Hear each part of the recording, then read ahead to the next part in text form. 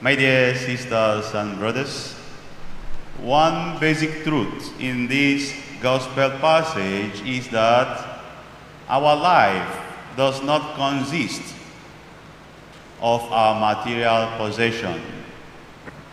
The second one, which is also like the first one, is that we cannot buy life with our material possessions. I'm sure you have seen rich people die. I'm sure you have seen poor people die.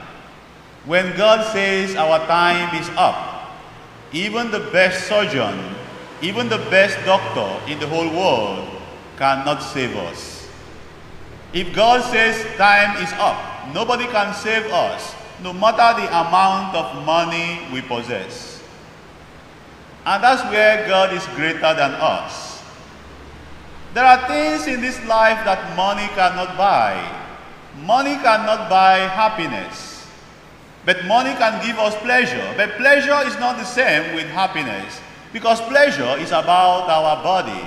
But happiness is about our soul. Of course, our soul is higher than our body.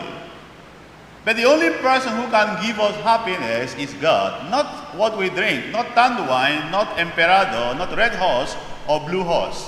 What gives us happiness is God. Money cannot buy peace. No matter how rich you are, in your family or anywhere, if there is no peace in your family, there's no peace. Money cannot buy it. Money cannot buy freedom. There are so many rich people who are in bondage. Of course, poor people are also in bondage, pero there are so many rich people who are in bondage. Because you may be rich, pero you don't have good relationship with your wife or with your husband. There are so many rich people who are not at peace in their family. There are so many rich people who are not raising their children in the best way. There are so many rich people who are not having life easy. But when we look at them from outside, we envy them. We think that everything is okay for them, but everything is not okay. Because you can use money to buy your higdaan, your bed, but you can't buy sleep. So Jesus wants us to put our treasure where it matters. This man is not condemned because he was rich. No.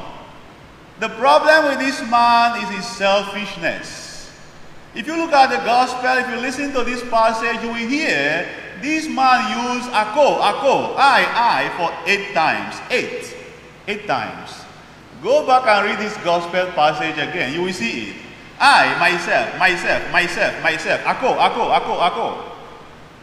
Many times. So because of his selfishness, he was beclouded because of his selfishness. And that's why he was not able to see that his neighbors, they were in need.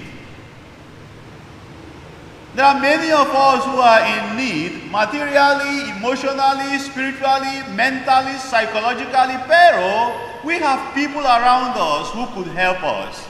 But because they are not sensitive and conscious that we are in need. I use myself as example. Many times, for instance, I'm doing Facebook. Many times, it's not easy to open your mouth when you see somebody begging. It's not easy. If you think it's easy, disguise yourself, go to that road, wear tattered clothes, and begin to beg people. You will see how many people who will give you something. Many times I turn the beggar in my Facebook just because I want to reach out to the poor people. The request I'm making is not for me, it's for the people around. At least my stipend can take care of my gasoline and put food on my table. But when I beg, you see the reactions of people. Everyone will just ignore you. Pero, if it is about prayer, may God bless you, may God favor you, may God protect you, you will see everyone responding. But when it comes to taking care of our neighbor, everyone becomes mute. But the question is, all the money we gather, are we going to bring them when we die? Hindi-po. If I die, they may dress me up with this. But I'm not bringing it to heaven. What I will bring to heaven is what I use this cloth to do as a priest.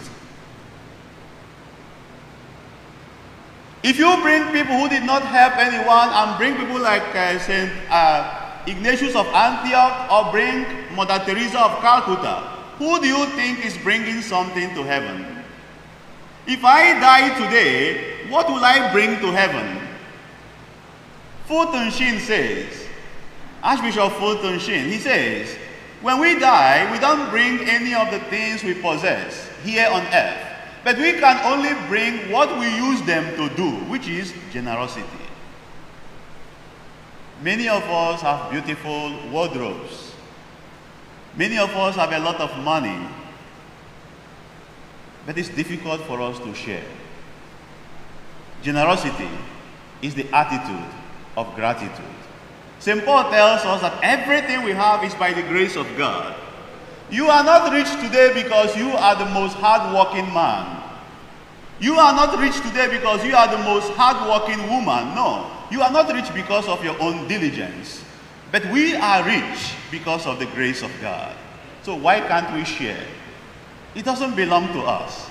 If God will make tuk-tok in our heart and say, it's time up, nothing can change it. And we cannot bring those things with us.